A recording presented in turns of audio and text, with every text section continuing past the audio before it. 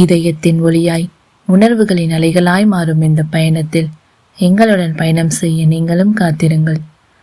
தங்கம் போல் துளங்கும் பெயர் காஞ்சனா. அவள் சுவாசம் கூட ஒரு கதை, அவள் நிசப்தம் கூட ஒரு ரகசியம். ஒவ்வொரு துடிப்பும் ஒளியாய் வெளிப்படும் ஓர் உலகம் அவள். காஞ்சனையின் கற்பனையில் உதித்த கதைகளை நினைவில் வைத்து உங்கள் மனதை வருடிச் செல்ல போகும் நான், ஆர்ஜே மது. விரிவரைந்த காதல் ஓவியம். இந்த கதையை பிடித்திருந்தால் லைக், ஷேர் செய்து சப்ஸ்கிரைப் செய்து கொள்ளுங்கள். Hi tears, Kanchana Senthil novels YouTube சேனலில் அடுத்து நீங்கள் கேட்கப் போகும் கதை விதிவரைந்த காதல் ஓவியம். மனதின் மென் உணர்வுகளின் குரலாக இக்கதையை வாசிக்கப் போகும் நான், உங்கள் ஆர்ஜே மது. விதிவரைந்த காதல் ஓவியம். இக்கதை காஞ்சனா செந்தில் யூடியூப் சேனலுக்காக எழுதப்பட்ட கதை. இதோ உங்களுக்காக கதையிலிருந்து சில துளிகள் கேட்கலாமா? ஒரே குடும்பத்தை சேர்ந்த அண்ணன் ருத்ரன், தம்பி கைலாஷ் இருவரும் பெற்றோர்களின் விருப்பத்திற்காக ஒரே குடும்பத்தை சேர்ந்த அக்கா தங்கையை திருமணம் செய்யும் சூழ்நிலை வருகிறது. ருத்ரன் அவர்கள் கிராமத்தை சேர்ந்தவர்கள் என்பதற்காக திருமணத்திற்கு சம்மதம் சொல்லாதவன் தன் தந்தையின் வற்புறுத்தலால் கடமையே என்று அந்த கிராமத்திற்கு செல்கிறான். ருத்ரன் செய்த காரியத்தால் இரு குடும்பத்திலும் பல குழப்பங்கள் வருகின்றன. பெண்களை பெற்றவர்கள் இந்த திருமணம் நடந்தாக வேண்டுமா என்ற மனநிலைக்கு தள்ளப்படுகின்றனர். அதையும் மீறி அவர்கள் திருமணம் நடக்குமா? பார்க்கலாம். காதல் 25. நாம் என்ன சாப்பிட்றோமோ அதைத்தான் அவங்க 2 பேருமே சாப்பிட்றாங்க. இப்போது நம்ம நிம்மதியாக சாப்பிட்லாம். என்ன மதி, உனக்கு இப்போ சந்தோஷமா? ரொம்ப ரொம்ப சந்தோஷமாமா என்று அவளும் உணவை உண்டாள். வளைகாப்பு முடிந்து அனைவரும் வீட்டுக்கு வந்தனர். முதலில் வீட்டுக்கு சென்றிருந்த குழலியும் ருத்ரனும் அவர்களுக்காக காத்திருந்தனர். குழலி ஓடி சென்று தன் அக்காவை கட்டிக்கொண்டாள். ருத்ரன் வேகமாக தன் மனைவியை நெருங்கியவன், உனக்கு அறிவு இருக்கா? எதுக்காக இப்படி ஓடி வர? வயிற்றுல பிள்ளை இருக்கு, ஞாபகம் இருக்கா இல்லையா என்று அதட்டினான். அவனின் அதட்டல் சத்தத்தில் பயந்து போனவள் கண் கலங்கினாள். டேய், அவளை கேட்குறியே, உனக்கு அறிவு இருக்கா? அவ தெரியாம ஓடி வந்துட்டா, அதுக்காக இப்படி சத்தம் போடுவியா? இந்த கத்துற? இந்த மாதிரி கத்துறதெல்லாம் கொஞ்ச நாளைக்கு நிறுத்தி வை என்ன என்று பார்வதி தன் மகனை கடிந்து கொண்டார். அண்ணி, மாப்பிள்ளை எதுக்கு திட்டுறீங்க? அவர் உண்மையை தானே சொல்றாரு. இவ எதுக்கு இப்படி ஓடி வரா? ஏய் குழலி, நீ ஒன்றும் குழந்தை இல்லை. வயிற்றுல பிள்ளைய வச்சுக்கிட்டு ரொம்ப கவனமாக இருக்கணுமா என்று தன் மகளை திட்டினாள் தனம். தெரியாம பண்ணிட்டேன், மன்னிச்சிடுங்க மாமா என்று கலங்கிய தன் மனைவியை மனம் தாங்காமல் அணைத்து கொண்டான் ருத்ரன். இவனுக்கு இதே வேலையா போச்சு, வாங்க நம்ம உள்ள போகலாம் என்று ஈஸ்வரன் கூற அனைவரும் சிரித்து கொண்டே சென்றனர். கைலாஷ் மதி இருவருக்கும் ஆரத்தி எடுத்து உள்ளே அழைத்து செல்லப்பட்டனர். வெகு நேரமாகியும் அவர்கள் இருவரும் உள்ளே வராததால் கைலாஷ் மீண்டும் வெளியே வந்தவன் தன் அண்ணனின் தோளில் தட்டி, என்ன ப்ரோ, இன்னும் எவ்வளோ நேரம் இப்படியே நிற்க போறீங்க? ருத்ரன் அசடு வலிய அங்கிருந்து ஓட இருந்த குழலியை கைப்பிடித்து நிறுத்திய கைலாஷ் தன் அண்ணனை பார்க்க அவனோ அவளை முறைத்து கொண்டிருந்தான். குழலி, இப்போதானே இவங்கிட்ட திட்டு வாங்கின, மறுபடியும் அதையே பண்றியேம்மா? அச்சிச்சோ, ஆமா மாமா, மறந்துட்டேன் என்ற குழலி தன் கணவனை பார்க்க பயந்து தலையை கீழே குனிந்து கொண்டாள். அண்ணா, பாவம் சின்ன பிள்ளை, திட்டாத விடு அண்ணா. ஆமாண்டா, இப்படி எல்லாரும் அவளுக்கு பரிந்து பேசதான் இவ சொல் பேச்சே கேட்க மாட்டேங்கிறா. சரி சரி, கோபப்படாதீங்க மாமா, இனி இப்படி நடந்துக்க மாட்டேன் என்று தன் காதை பிடித்து மன்னிப்பு கேட்டாள் பூங்குழலி. சொல்றியே தவிர செய்ய மாட்டேங்கிறியே. ப்ராமிஸ் மாமா, ப்ராமிஸ் ப்ராமிஸ், இனி சமத்து பிள்ளையா நடந்துப்பேன் என்று கண்களை சுருக்கி பேசியவளை பார்த்ததும் இவனுக்கு ஹார்மோன் தாறுமாறாக எகிரி குதிக்க தன்னை கட்டுப்படுத்தி கொண்டவன், பார்க்கலாம் பார்க்கலாம், உள்ளே போகலாம் வா என மூவரும் உள்ளே சென்றனர். குழலி உள்ளே சென்றதும் தன் அக்காவை கட்டி கொண்டவள், அக்கா, உனக்கு விஷயம் தெரியுமா? ஓ தெரியுமே, நான் சொல்லவே இல்லையே. சரி சொல்லு என்று தன் அக்காவை செல்லமாக முறைத்தவள், அக்கா, நான் நீ சாப்பிட்ட அதே சாப்பாட்டை தான் சாப்பிட்டேன் தெரியுமா? அதுதான் தெரியுமே என்று சிரித்தாள் மதி. அவளுடன் சேர்ந்து அனைவரும் சிரித்தனர். எப்படி தெரியும்? இதோ இப்படித்தான் என்று கைலாஷ் புகைப்படத்தை காட்டினான்.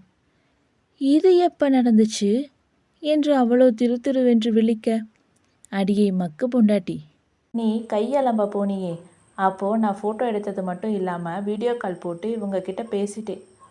ஓ அப்படியா? அதை நீங்கள் என்கிட்ட சொல்ல வேண்டியது தானே? அதை நீ என்கிட்ட கேட்க வேண்டியது தானே? ஆமாம், இப்படியே பிதண்டாவாதம் பேசுங்க. ஏன் அத்தை, இவரை எப்படித்தான் இத்தனை வருஷம் சமாளிச்சிங்க? எப்போ பாரு திட்டிக்கிட்டே இருக்காரு. போங்க. குழலி, என் மகன் பலாப்பழம் மாதிரிமா. வெளியில் முள்ளா இருந்தாலும் உள்ளுக்குள்ளே இனிப்பாக இருப்பான் தெரியுமா? ஆமாம் ஆமாம். என்னடி ஆமாம் ஆமாம்? அம்மா சொல்கிறது உண்மை இல்லையா என்றவன் அவளை பார்த்து விஷம புன்னகை புரிந்தான். ஷோ, கொஞ்ச நேரம் சும்மா இருங்க என்று பற்களுக்கிடையில் வார்த்தைகளை துப்பியவள் அனைவரையும் பார்த்து அசடு வழிந்தாள். மதி தன் கணவரை விட்டு அம்மா வீட்டுக்கு போக மாட்டேன் என்று சொன்னாள். பெரியவர்கள் எவ்வளவு எடுத்து சொல்லியும் கேட்காததால் வேறு வழி இல்லாமல் அக்கா தங்கை இருவரையும் பார்த்து கொள்ள தனம், பாக்கியலட்சுமி யாராவது ஒருவர் அங்கே இருக்கும்படி பார்வதி கேட்டுக்கொண்டார். அதன்படி பாக்கியலட்சுமி ஊருக்கு சென்றார். தனம் அங்கேயே இருந்து பார்வதியுடன் 2 மகள்களையும் பார்த்து கொண்டார். அனைவரும் தன்னை தாங்குவதை நினைத்து வான்மதி தன்னை மகாராணியாக உணர்ந்தாள். இரவு தூங்குவதற்கு முன் அவளின் காலை பிடித்துவிட்டு அவளை தூங்க வைத்த பிறகுதான் கைலாஷ் தூங்கினான். குழலிக்கு வாந்தி அதிகம் வர சுத்தமாக எதையுமே சாப்பிடாமல் இருந்தாள். இப்படியே சாப்பிடாமல் இருந்தால் குழந்தை ஆரோக்கியமாக இருக்காது என்று மருத்துவர் அவளுக்கு புரிய வைத்தார். ருத்ரன் 1 வாரம் விடுமுறை எடுத்தவன் அவளின் பக்கத்தில் அமர்ந்து அவளுக்கு பிடித்ததையெல்லாம் பார்த்து பார்த்து சமைக்க சொல்லியவன் தானே அவளுக்கு ஊட்டிவிட்டான். இதுக்கு மேலே என்னால் சாப்பிட முடியாது மாமா என்ற குழலி வாயை மூடிக்கொண்டாள். குழலிமா, இப்போ நீ கை எடுக்க போறியா இல்லையா? முடியவே முடியாது. அம்மோ, சொன்ன கேளுடி. உனக்காக மட்டும் இல்லடா, நம்ம குழந்தைக்காக சேர்த்து நீ இப்போ சாப்பிடணும். எனக்கு புரியுது மாமா. சாப்பிட்ட எதுவுமே நிற்க மாட்டேங்குது. உடனே குமட்டிக்கிட்டு வருது. நான் என்ன பண்ணட்டும் சொல்லுங்க என்று பரிதாபமாக கேட்டாள். அவளின் நிலைமை புரிந்தாலும் கெஞ்சி கொஞ்சி அவளை சாப்பிட வைத்தான் ருத்ரன். மதிக்கு இடுப்பு வலி வர அவளை மருத்துவமனையில் அனுமதித்தனர். வான்மதி தைரியமாக இருந்தாள். ஆனால் கைலாஷ் அழுது ஊரை கூட்டினான். அங்கிருந்த அனைவரும் அவனை வித்தியாசமாக பார்த்தனர். அடச்ச, இப்போ எதுக்குடா இப்படி கத்துற? அவளே தைரியமா உள்ள போறா, நீ கத்துறத பார்த்தா அவ பயந்துட போறா என்று தன் தம்பியை கடிந்து கொண்டான் ருத்ரன். அவ தைரியமாக தான் இருக்கா, இருந்தாலும் எனக்கு பயமா இருக்கண்ணா. எனக்கும் பயமா இருக்கு என்று குழலி அழ ஆரம்பித்தாள். பாருடா, இதுக்கு தான் சொன்னேன், உண்டாகி இருக்க பொண்ணை பிரசவம் நடக்கிற இடத்துக்கு அழைச்சிட்டு வர வேண்டாம்னு. சொன்னா கேட்டியா நீ என்று தன் மகனை முறைத்தார் பார்வதி. ஏண்டி, இப்போ உனக்கு சந்தோஷமா? என்னை திட்டு வாங்க வச்சிட்ட. கொஞ்சம் அமைதியாக இருடி. அவளுக்கு ஒன்றுமே ஆகாது. சரி சரி சரி, நான் அழலை. அத்தை, அவரை திட்டாதீங்க. ஆமாம் ஆமாம், நீங்கள் 2 பேரும் பண்ணுற வேலைக்கு உங்களை கொஞ்சுவாங்க என்றாள் பார்வதி. வான்மதி சமத்தாக ஒத்துழைக்க அவளுக்கு அழகான ஆண் குழந்தை பிறந்தது. செவிலியர் குழந்தையை கையில் எடுத்துக்கொண்டு வந்தனர். கைலாஷ் குழந்தையை தன் கையில் வாங்கியவன் குழந்தையை உச்சி முகர்ந்து, என் தங்கமே, உன்னோட வருகைக்காக தாண்டா காத்துட்டிருந்தேன் என்றவனின் கண்களில் கண்ணீர். பெரியவர்கள் அவனை சமாதானம் செய்தனர். ருத்ரன், குழந்தையை என்கிட்ட கொடுடா என்று கேட்க கைலாஷ் குழந்தையை கொடுக்க போக, வேண்டாம் வேண்டாம், எனக்கு பயமா இருக்கு என்று தயங்கினான்.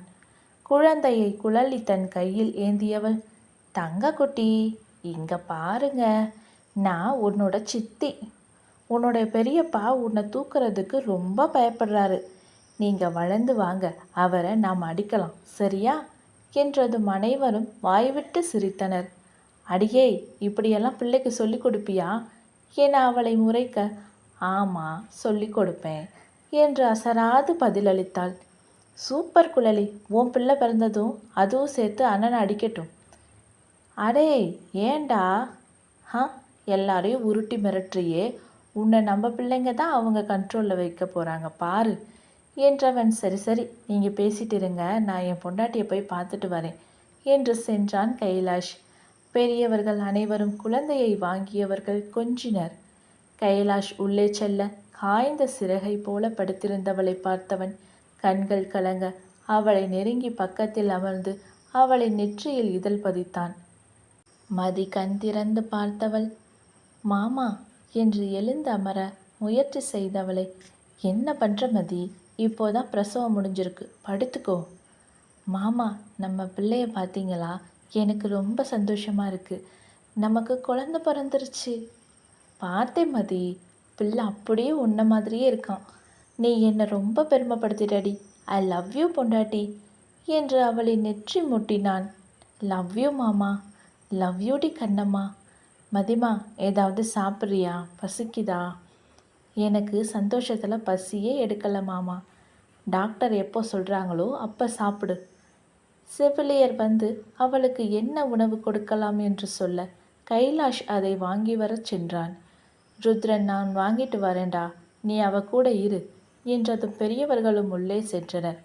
அம்மா சித்தி இருவரையும் பார்த்து மதி புன்னகைக்க அவளை அணைத்து கொண்டு இருவரும் கண்ணீர் வடித்தவர்கள். ரொம்ப சந்தோஷம்டி, எங்களை பாட்டி ஆக்கிட்ட என்று பெருமிதம் கொண்டனர். ஆமாம் மதி, இந்த ஃபீல் சொல்ல முடியலை, அவ்வளவு சந்தோஷமா இருக்கு என்றார் பார்வதி. எங்களுக்கும் அப்படித்தான் இருக்கு என்று ஆண்கள் மூவரும் கூறினர். அவளுக்கு உணவு கொடுத்ததும் அனைவரும் வீட்டிற்கு செல்ல பார்வதி பாக்கியலட்சுமி மட்டும் அங்கே தங்கினர்.